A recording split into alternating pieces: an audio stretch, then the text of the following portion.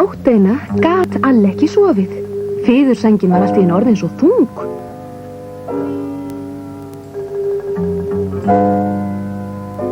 Heyrðu, Snúlli, hvað eiginlega inn í þessari sæng? Við verðum sennilega hendinni. Þeir voru komnir á fætur fyrir fyrsta hanagal. Þeir kveiktu eld og settu ketil á hlóðir. Við ættum að raka saman laufum í sængin okkar með að vatnið að sjóða.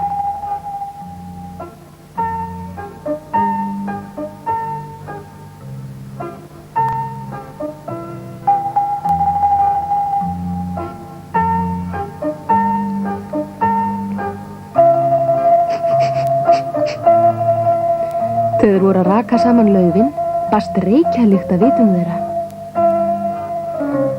Jói skrækskaði sat á reykofnu þeirra og orðnaði sér á fótunum.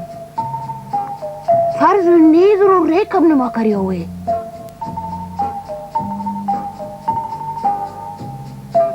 Farðu niður úr reykofnum okkar, Jói.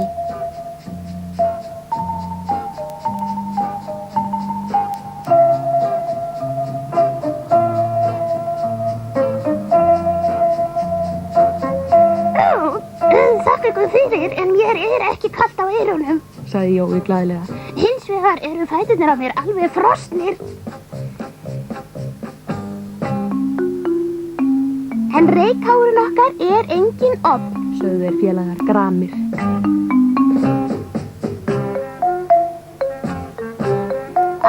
Hann alveg heyrnarlaus.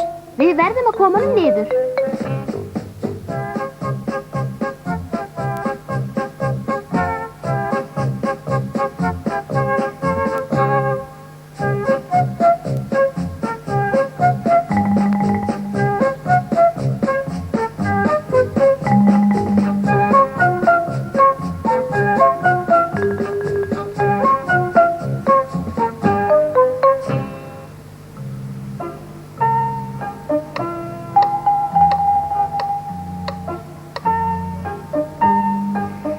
Þeir nutu ekki matar síns þann daginn.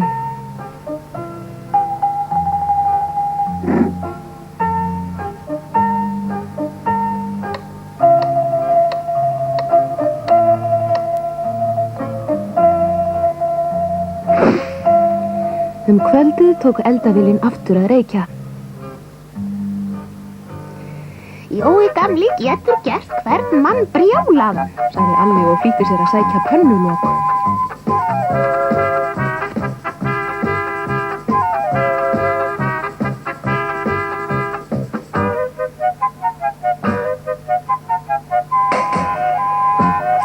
Skrækskaðanum brá alveg ofboðslega og hann blakaði vængjónum svo ákaft að sængin fauk út í buskan. Elsku litla góða sængin mín, ekki fara! Aumingja Alli var alveg að gráti kominn. Ég þér ekki lengur reiður, elsku litla sæng. En sængin flaug yfir holt og hæðir.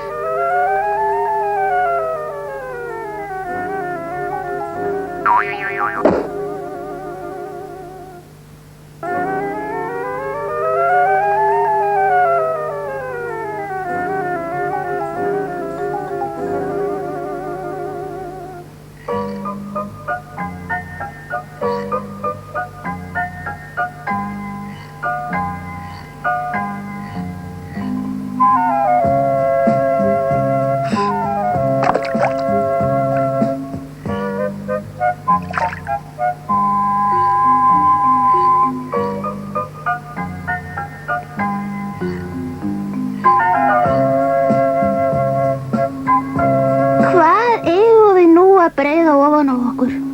Sængin öll blaut og laufin eru döggvot.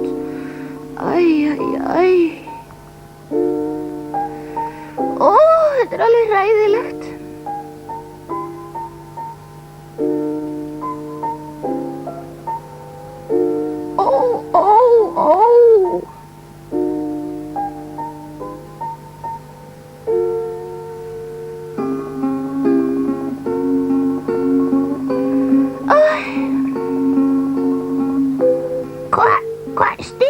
Drengir, þið hafið svo hátt að ég hélt að eldingu hefði lostið niður í kofanu.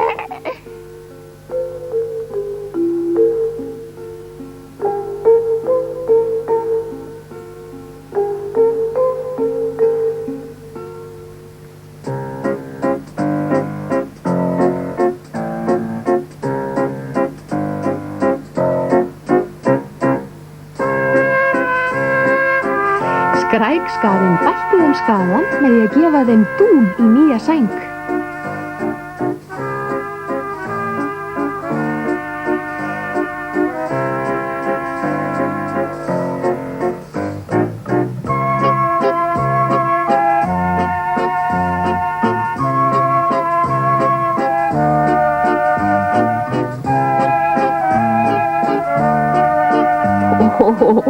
Sjálfur kóngurinn á ekki einu sinni sæng úr skrækskaðadúnni.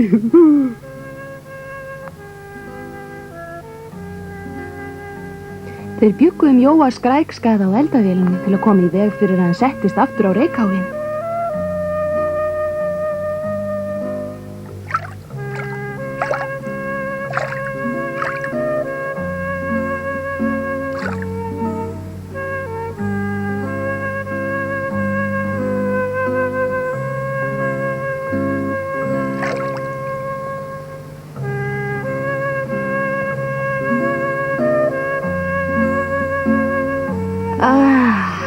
Nú var notalegt að svífa inn í svefninn.